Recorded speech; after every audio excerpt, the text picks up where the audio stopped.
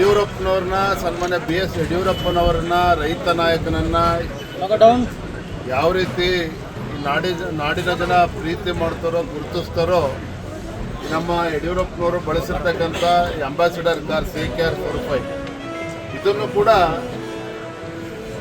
ಎಲ್ಲರೂ ಕೂಡ ಪತ್ತೆ ಹಚ್ತಾರೆ, ಗುರುತಿಡಿತಾರೆ. ಕಾರಣ ಏನಪ್ಪ ಅಂತ ಹೇಳಿದ್ರೆ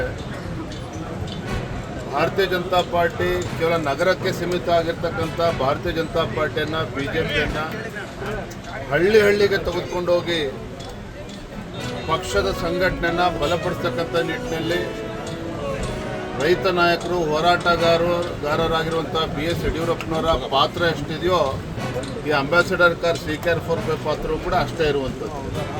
ಯಡಿಯೂರಪ್ಪನವರು, ಅನಂತಕುಮಾರ್ ಅವರು, ಶಂಕರ್ ಮೂರ್ತಿಗಳು, ಅನೇಕ ಹಿರಿಯರು ಇದೇ ಅಂಬಾಸಿಡರ್ ಕಾರ್ನಲ್ಲಿ ರಾಜ್ಯಾದ್ಯಂತ ಪ್ರವಾಸ ಮಾಡಿ ಅಂಥ ಕೆಟ್ಟ ಪರಿಸ್ಥಿತಿಯಲ್ಲೂ ಕೂಡ ಅಂಥ ದುಸ್ಥಿತಿಯಲ್ಲೂ ಕೂಡ ಇದು ಯಡಿಯೂರಪ್ಪನವರಿಗೆ ಒಂದು ಶಕ್ತಿಯನ್ನು ತುಂಬಿರ್ತಕ್ಕಂಥದ್ದು ನಮ್ಮ CKR 45.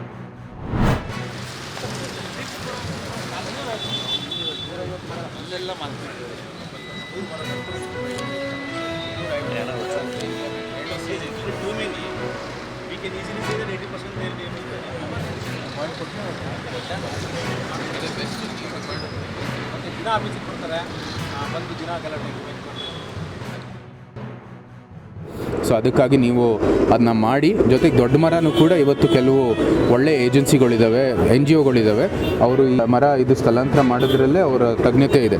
ಸೊ ಅದಕ್ಕಾಗಿ ಅವರ ಒಂದು ಏನು ಸಲಹೆ ಇದೆ ಅದನ್ನು ತೊಗೊಂಡು ಮಾಡೋಣ ಅಂತ ನಾವು ಕೂಡ ಸೂಚನೆ ಕೊಟ್ಟಿದ್ವಿ. ಆದರೆ ಇಲ್ಲಿ ಇನ್ನೂ ಆ ಕೆಲಸ ಶುರುವಾಗಿಲ್ಲ, ಏನೂ ಅಧಿಕೃತ ಆಗಿಲ್ಲ, ಬಟ್ ಒಂದು ಸ್ವಲ್ಪ ಆತಂಕ ಸೃಷ್ಟಿಯಾಗಿತ್ತು.